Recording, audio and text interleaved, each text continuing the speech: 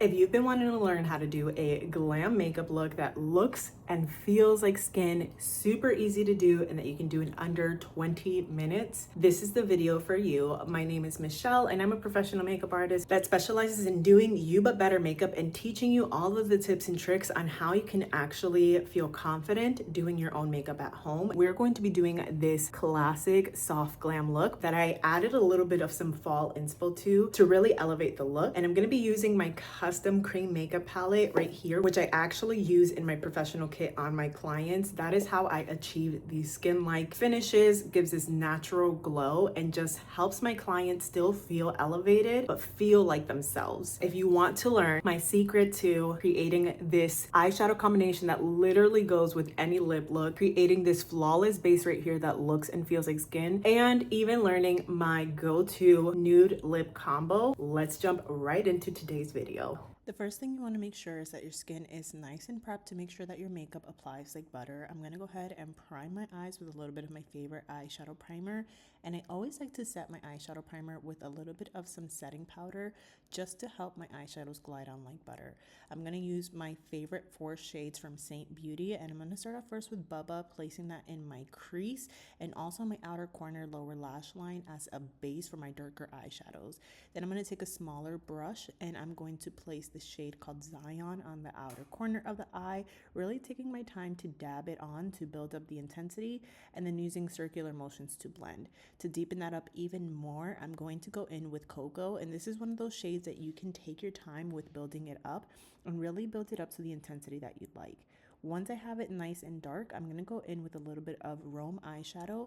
I'm going to use a flat shader brush and wet that to go ahead and create a faux cut crease effect on my eyelid. Since this is still a little bit damp, I'm going to go in with that same Rome shade and apply it on top to really intensify things and blend everything together with whatever is remaining on my fluffy brush.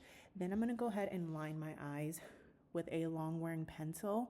I'm going to smudge that out on my top lash line and use this trick to go ahead and tightline and waterline at the same time. Then I'm just going to add a little bit of softness by taking that cocoa eyeshadow and applying that on top of the eyeliner, and then intensifying the outer corner a little bit more. Once my eyeshadow is to my liking, I'm going to use a little bit of micellar water and a Q-tip to go ahead and clean up the edges and make my eyeshadow look nice and crisp. After we have our eyes done, we're going to move into our cream foundation. I'm going to start off first by applying contour. This is going to help to chisel the face, and I'm using this brush called the detail brush, which is perfect for contouring and giving pretty good coverage. I'm using the smaller side and a foundation shade to add coverage to all the areas that I need it, and then using that larger side to even out the rest of my skin tone. Once I have it nice and evened out, I'm going to use a brightening shade to go ahead and add some highlight and contrast against the contour. This is what really starts creating that glam look. We're going to start by blending out the lightest shades into the darker shades to give a nice natural finish. And I always dab whenever I'm blending so that I keep the color in its place, and I'm really just making sure that everything blends into each other. Once I have my contours and highlights nice and blended out, I'm going to go in with a little bit of bronzer to start adding some warmth back into my skin. A little pro tip, always blend in your bronzer into your eyeshadow for a seamless finish. Then I'm adding my blush using the lifted technique that I like to do, where I start at my hairline and work my way down. This is going to give more of a snatched look. Then blending in my brightening concealer into the blush. And before I set my makeup, I'm going to make sure everything is nice and seamless. And then I'm going to start off first with a translucent setting powder and a small brush and just dab that to set the makeup in place and make sure that it wears all day. Now, to really intensify the look and add more contrast, I'm going to use a brightening powder. This is my secret weapon for creating more glam makeup looks. I'm using a powder puff and placing that underneath the eyes to give me the most bright effect underneath the eyes, and blending that into my blush, and also using that to carve out my contour to really give me a nice chiseled effect. Then I'm going to use a hydrating pressed powder to go ahead and blend away the excess powder before applying my cream illuminator to the top of my cheekbones and melting everything in with my favorite hydrating setting spray. Then to define the face, I'm going to use a tinted brow gel first and then go in with a pencil to help create balance on my makeup.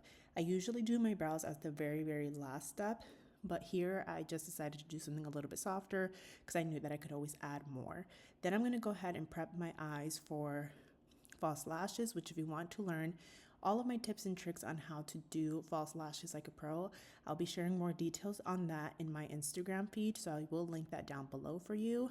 But false lashes really do help to dress up any makeup look and helps to give a nice elevated level to your look. Then I always like to do lower lash mascara whenever I do false lashes because I find that it balances out the eyes, and you can see the difference between the two sides, and here are both sides completed. After everything is done on our makeup, we're going to finish with a lip combo. I'm going to start off first by contouring my lip with a cooler tone brown, then adding a little bit of some depth with a darker brown so that this light pale pink actually pops on my lips. After everything is nice and blended and I clean up the edges, the makeup look is complete, and you can see that our skin still looks and feels like skin. Nothing is looking cakey, but we still have that level of glam that we like. All the details will be listed down below for you. Make sure that you subscribe so you don't miss out on the next video, and I'll see you in the next one.